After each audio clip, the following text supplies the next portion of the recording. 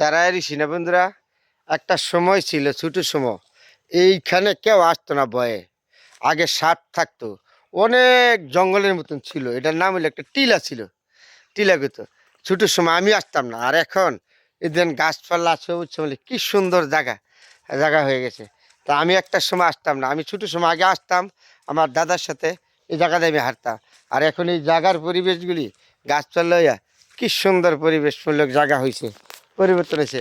একটা সময় এই এলাকায় জঙ্গল ছিল, কেউ আসতো না, ভয় খাইতো। এটা একটা টিলার মতন ছিল, অনেক সাপ থাকতো। বর্ষা সিজনে পানি চারকিনাতে পানি হয়ে যেত, তখন বর্ষা সিজন থাকতো। তো এই জায়গাটা আসলে উৎসাহ ছিল, এখানে কেউ আসতো না, আমি নিজেও আসতাম না, অনেক সময় ডরাইতাম। আজকে এই জায়গাটা দাঁড়াইছি, কত সুন্দর একটা পরিবেশ। এটা নাম হলো গ্রাম। এই যে গাছপালা, যেদিকে এই যে গাছ, বড় বড় হাতরা গাছ হয়ে রয়েছে, এত সুন্দর পরিবেশ। এইখান থেকে ঘর বাড়ি রয়েছে বানাতে দিয়েছে। এই সমস্ত পরিবেশ একমাত্র গ্রামে আসলেই পাওয়া যাবে, আর কোনো জায়গায় পাওয়া পাওয়া যাবে না। এদিন ছোটো ছোটো ঘর বাড়ি, এদের মানুষ থাকে না, তারপরে অসাধারণ না? সে তো আজকে আসলাম তো বহুদিন পরে গ্রামের বাড়িতে। তা আপনাদের সাথে নিজের জন্মভূমি এলাকা নরসিংদী জেলার শিবপুর আজকে আপনাদের সাথে দেখাইতেছি। এত সুন্দর পরিবেশ, হয়তো আমরা ঢাকা শহর এই সমস্ত পরিবেশ পাবো কোথা? গাছপালা, একটা গাছ পাই না অক্সিজেন দেওয়ার জন্য। আর এই যে এত সুন্দর পরিবেশের ভিতরে হাঁটলে এরকম গাছের ছায়া দেয়, অক্সিজেন দেয়, এমনি তো মনটা ভালো হয়ে যায় এই সমস্ত পরিবেশের ভিতরে হাঁটলে, তাই না? তাহলে আজকে আপনাদের সাথে গ্রামের ভিতরে আসা এত সুন্দর গ্রামীণ পরিবেশ দেখালাম। সবসময় তো সময় পাই না, এই তো সমস্ত দিন পরে গেলাম, আমাদের কর্ম আছে, কর্ম করি সাতটা আমরা।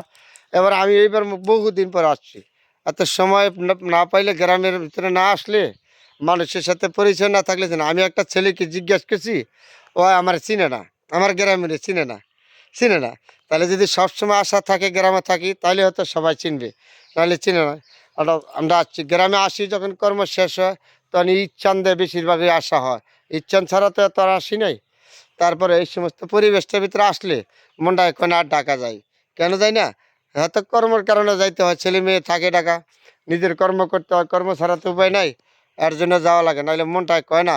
এই সমস্ত পরিবেশ গ্রামের ভিতরে যখন আসি আর যাবো না ঢাকা, এই যে আসছি না এখন আর মনে চায় না যাওয়ার জন্য। এই হলো, সবাই ভালো থাকবেন বন্ধুরা, আজকে গ্রামের পরিবেশ দেখাইলাম।